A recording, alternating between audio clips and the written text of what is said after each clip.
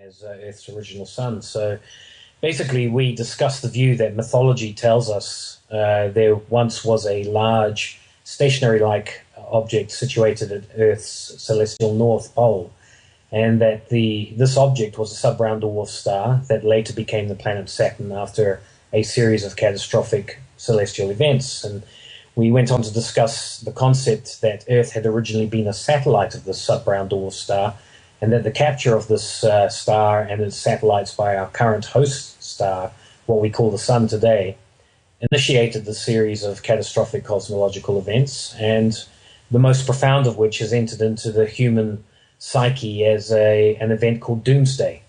And this event, we discussed, saw the demise of Saturn itself as Earth's original sun, and the ending of a so-called Golden Age. This is a period of time that most mythologies talk about, a time of plenty, a time of perfection.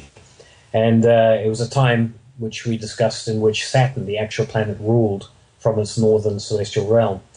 We then discussed how the main archetypes of world mythology, that's the irreducible ideas and concepts that world mythology gives us, the hero, the father, the bride, and so on, the king, all these types of archetypes have come down to us.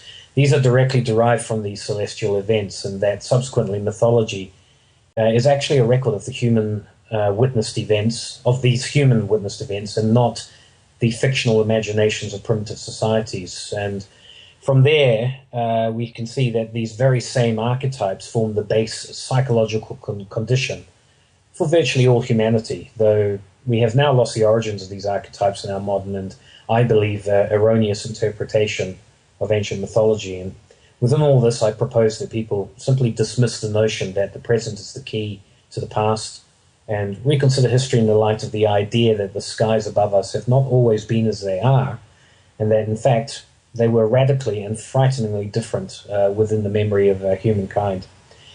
And really from there, we looked at the consequences for the human experience these events had, and discussed the idea that the lost golden age actually represented a time when humanity first embraced the concept of the rule of law.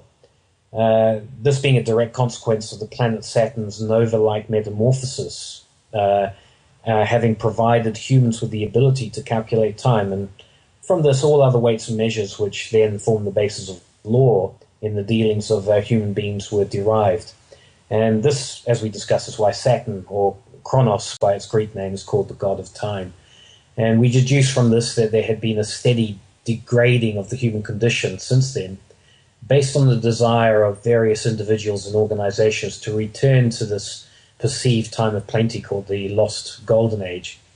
And basically that this initiated a conspiracy down through time to monopolize and control the productive output of most of humanity for the sole benefit of this privileged yet unproductive minority, which today often many of us identify as the financial elite.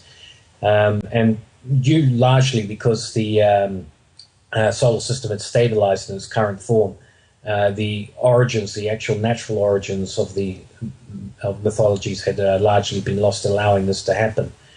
J.R.R. also gives beginning and ending dates for each of the Yugas. For the last golden age, he says, the zenith occurred around 11,500 BC. And since it's 4,800 years long, that means that the ending of the Satya Yuga, the golden era, was about 6,700 BC. During this Yuga, says Sri Yukteswar, humans had the potential to reach their full intellectual capacity and comprehend all, including God the Spirit. In other words, their consciousness could expand sufficiently so that it could merge with the consciousness of God.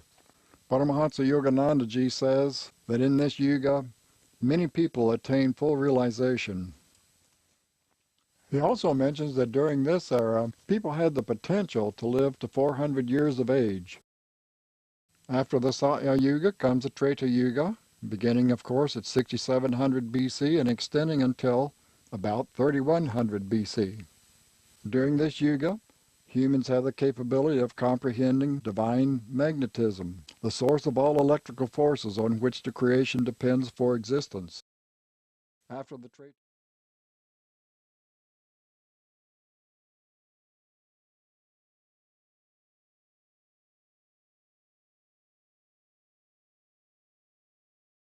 for existence.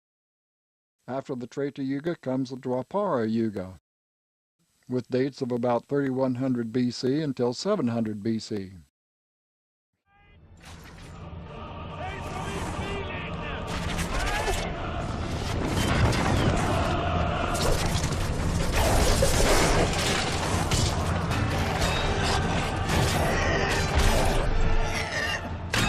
Victory was near.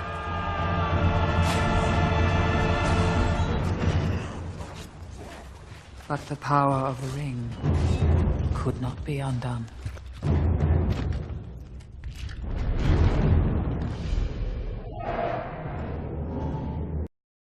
Human intellect in this yuga is half complete. Intellect can comprehend the fine matters or electricities and their attributes, which are the creating principles of the external world.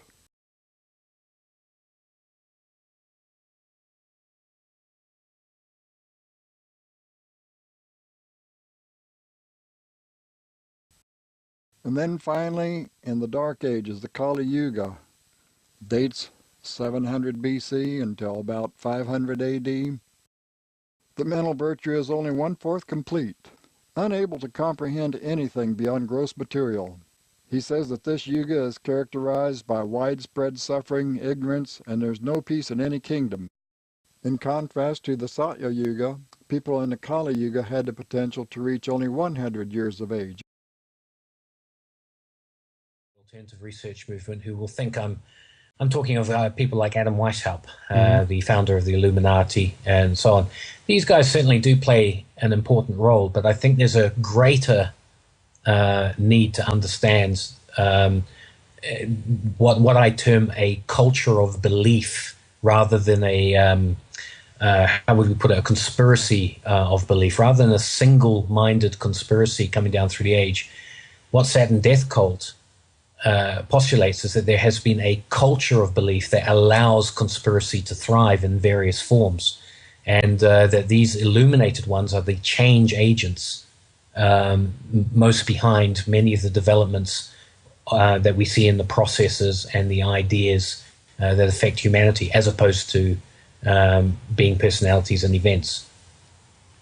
How much do you think that they leave their fingerprint? If you talk about the symbolism for a little bit, there's a lot of corporate logos out there that harkens back to Saturn in one way or another, and this could be through color, it could be through shapes, or it could be through the rings, if you will, as well. Yes. What do you think about this? And maybe we can kind of break this down a little bit and how you see this from your point of view, and if this is any kind of signal or communication, if you will. Well, I think it's directly relevant. The symbolism is actually their fingerprints. It is most definitely the mark of what I call the illuminated ones coming into the open. And, of course, probably the granddaddy of all symbolism in terms of Saturnian archetypes would be the all-seeing eye being stamped on the US dollar bill, which is the current reserve currency of the world. And it comes back to what I'm trying to get across to a lot of people is that we come back to the idea that the Saturn Death Cult is talking about a culture of belief, and I've thought about how to try and give an analogy to this. And what I would do is I would point at Christianity in the modern era, and I would say that if you were somebody living in the South Pacific before the advent of Christianity reached them, you would be faced with the idea that these missionaries want you to convert to Christianity. So we can call that the conspiracy to convert people to Christianity. And I think whether people see that as a good thing or a bad thing, that's what it is. There is a conspiracy to go around the world and convert the majority of humanity to the Christian concepts. But if you were somebody who was actually living in these areas and decide to study who are these guys coming along and talking about Christianity, they would... And they had, for instance, the access to resources like the internet that we have today. They would come back and they would say, this is very confusing. You basically have over 500 Protestant denominations, a giant thing called the Catholic Church, the Orthodox movement and so on, and they're all in on it. But, they're all linked to each other, but there seems to be different agendas within the overall conspiracy to convert people to Christianity, and it would present itself as almost as a madhouse. If you looked at Christianity from that point of view, you wouldn't know who was actually with who and who represented what. But for people like you and me, Henrik, who are brought up within a Christian environment, Christian culture, and have that as part of our overall understanding, this is not really a problem in understanding. Do you get where I'm going with this? Yep.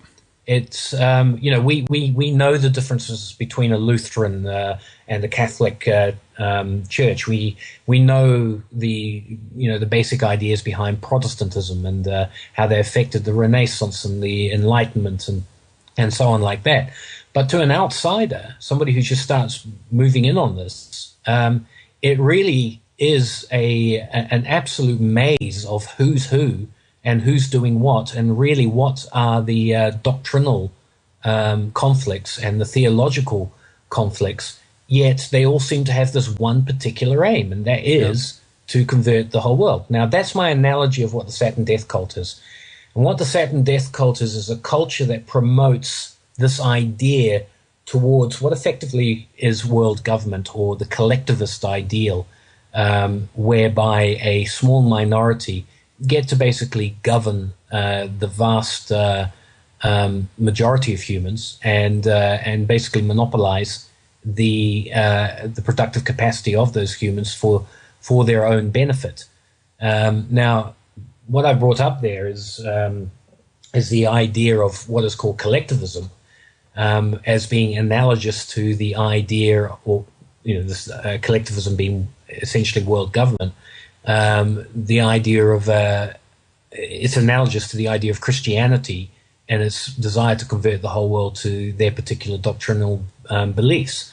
And what collectivism is it basically emphasizes, this is taking a few notes from, anybody can look this up on Wikipedia for a definition, but it emphasizes the interdependence of every human being, and it stresses the priority of group goals over individual goals.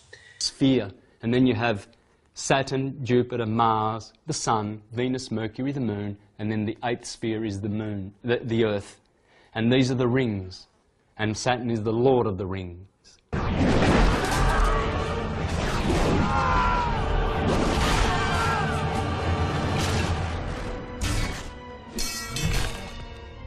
It was in this moment, when all hope had faded, that Isildur, son of the king, took up his father's sword